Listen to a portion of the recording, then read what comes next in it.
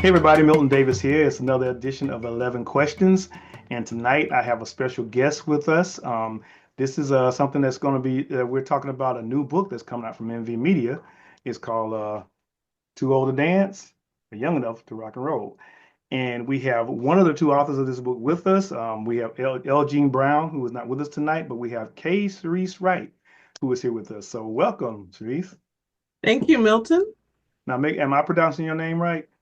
Yes, Cerise. Okay, because I can mess stuff up like that. So I'm I used want to to start it. off by doing two things. One, I want to read the description of the book, and then I want to read your bio and Les's bio before we get started. Okay, Too Old to Dance and Young Enough to Rock and Roll is an exciting post-apocalyptic science fiction military story from the point of view of two soldiers, one an African American man, the other an Ethiopian Israeli woman, each commanding their troops to search out and obtain a mysterious element promising to end the war, Protocol 45.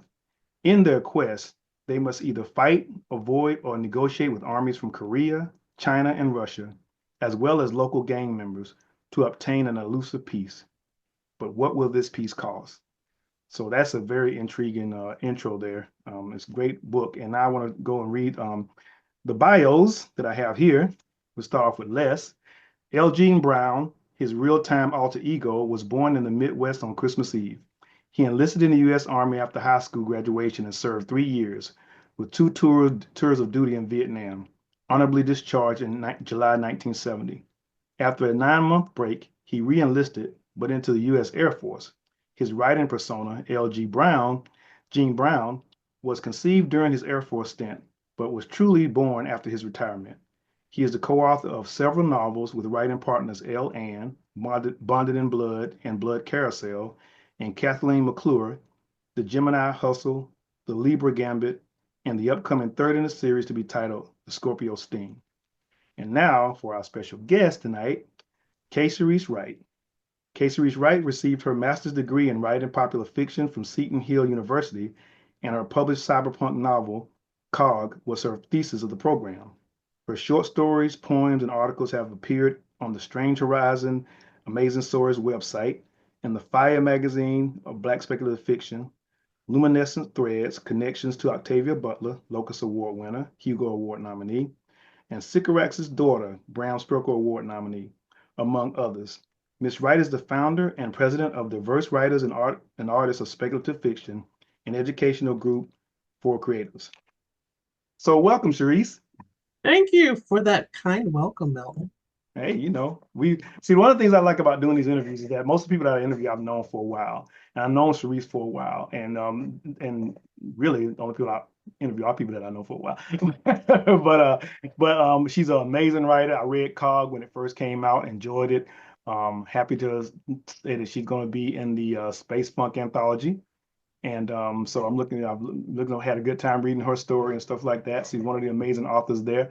But like I said tonight, we're here to talk about Too Old to Dance and Young Enough to Rock and Roll. Um, Before we get that going, I have one question I would ask you. I want to ask you when did you begin writing? I mean, was this something that came to you early in life, or was this something that came along later? It began sort of in earnest as a stress reliever. I worked as financial analyst for an insurance company in Baltimore, but they had made some risky investments and they were going bankrupt. We didn't know they were going bankrupt at the time, but they were just doing a lot of layoffs. So every Friday, a new round of layoffs would come around. So it was a very apprehensive time and a hectic environment. So to relieve the stress, I began writing. I was on a team. We did financial analysis for smaller insurance companies that wanted to borrow money, and we would analyze their financials and either say yay or nay. So I sort of adapted that concept into outer space, where we would lend money to governments, planetary governments, and we would have to travel there and deal with corrupt government officials or broken down spaceships or, new tech, that sort of thing. And I had no concept of character development and descriptive narrative that would come later. I had read Neuromancer by William Gibson, the, the progenitor of cyberpunk. And I became enthralled in that. And then I decided I wanted to go to school to learn how to write a book. So that's when I attended Seton Hill. Okay, so you not only did you go to school for it, you just got a degree in it. Yes, So your story is basically fiction based on fact, yes, exactly. even with the corrupt people. Especially the corrupt people. That's interesting because I know when I first started writing, I deliberately avoided putting anything that I from my personal life into it. But I found out these days that's all I'm doing. But but it's but it's I think it's kind of hard to stay away from that because you have so many influences and stuff, and it's just there and it's things that you know and it's easy to adapt.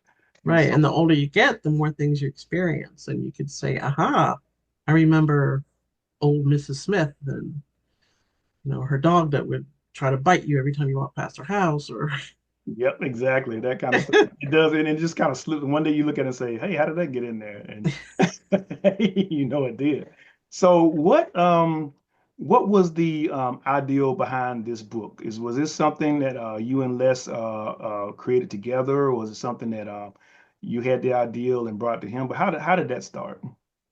well, Gene and I, or less, and I have been writing for years, decades really, since the early 2000s.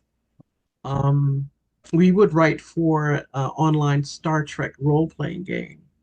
And Oh, that in that you have an online forum, and the forum has an area for different ships, like ship names, like the USS Colombo or the USS Constitution, and each ship has a captain and a crew. And you pick a ship to be on, whatever vacancy they have. You could be an engineer or a doctor or whatever, and the captain will set a mission and write a summary, and then everyone will add their own little section to the story. And it's just like a continuous type of thing. So Gene and I, we admired each other's writing, so we would frequently write together.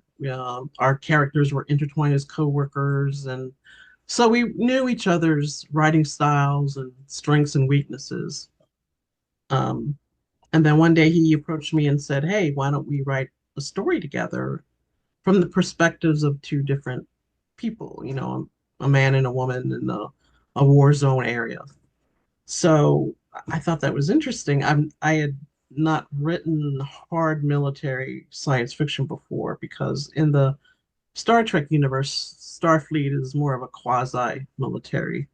They mainly do exploring and science and things like that.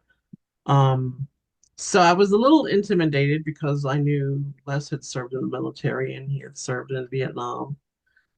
But I love a challenge. I love a writing challenge, something different. So I did my research. I thought of my character, how I could make her different than a run-of-the-mill soldier. And I remember reading about uh, Jewish people in Israel and Jewish people in Ethiopia and how Israel had gone over to get them to bring them back to Israel, because they were all about bringing everyone home. And of course, they experienced challenges, they experienced racism, they experienced involuntary um, sterilization, things like that.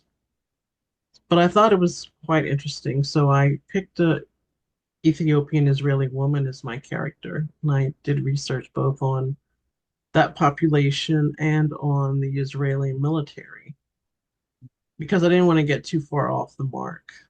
Luckily, the good thing about science fiction is that you can take poetic license because it's set in the future or it's set in an alternate universe.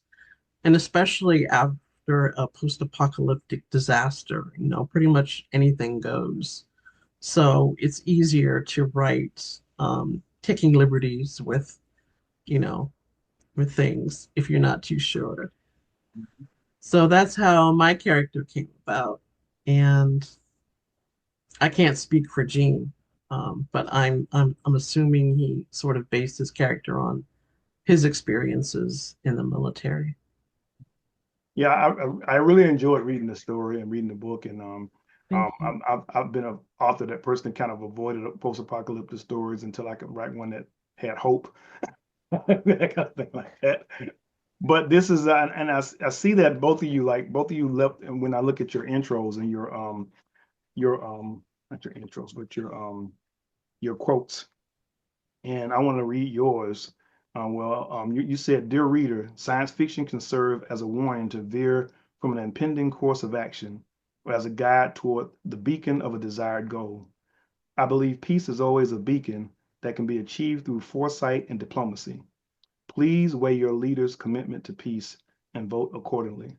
I mean, part of the message in this is kind of obvious. You can see it on it. And it's interesting that you use a story that is embroiled in war to get that message across. So, in addition to your quote, what do you want a reader to get from this story when they read I would say, um, and we can edit this out. it? I think it's a warning against hate and division.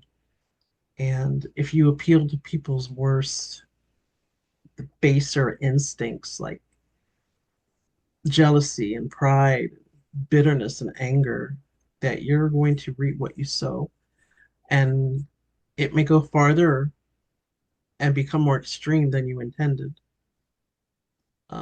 We never know once we appeal to people's baser instincts what we're going to get because people can be pretty awful and there could be blowback, there could be unintended consequences. It could blow back on you. You may intend something, but once you stoke a fire, it can get way out of control. So I would like for people to try to do anything that they can to avoid the situation in this book. Whatever is in their purview, uh, to vote, to write, to protest, to march, to do kindnesses for other people. Just consider the implications of appealing to people's baser instincts. So I don't want to talk as too much about because I want people to read the book. I don't want I don't want to reveal too much. I kind of want to go back to the experience of working with Gene. I know you said you guys had worked together for a long time and stuff like that, but how was that experience? Did you find it pretty smooth? Were there some things that you had some conflicts on, or how did that work out? I really enjoyed the process because I love Gene's writing, and he would write something and I would be excited to read it and try to figure out how my character could interact, um, or how the details of my story can dovetail with his, because we start off as separate, in separate areas of the United States. I mean, no, of DC. We're in the DC area, but we're hunkered down in different areas. And he has his agenda, I have my agenda. Then we find out it's both to get this Protocol 45, and we have to mobilize different resources in order to get it. So I'm thinking once I read his part, then it triggers something in me. Oh yes, I can do this or say this or have this character do that. My character there's a scene in there where my character was the ex-Mossad, which is the Israeli intelligence agency. So she tries to get intel by seducing one of his men, um, who has a tendency to wander off and get drunk. Um, so she uses her skills to try to get information on what Les's character is doing. So I really enjoyed the process of that. Now this is a novella, and you've created this world and scenario, and it's a story within itself. So, but do you see any more stories coming from this world?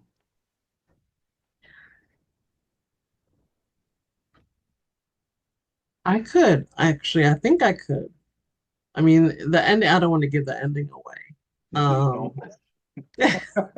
But there's always issues. Anytime you have human beings, you're going to have issues. You're going to have problems. You're going to have conflicts. So yes, I think there could possibly be another story out of here, out of this. So, like I said, we don't want to give too much away for the book. Or the book is an excellent read. Actually, we have the official release of the book is not until November 11th, but it's already available through media.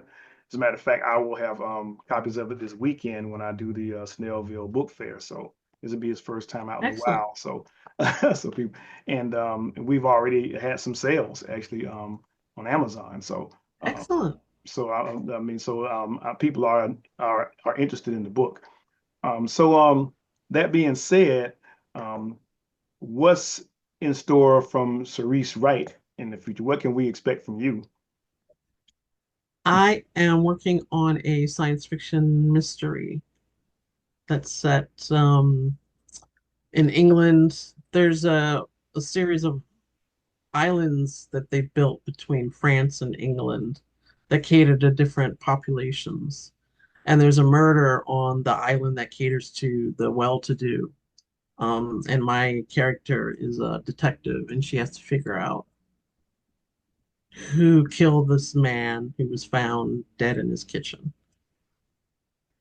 Okay, so we're gonna wrap up on this.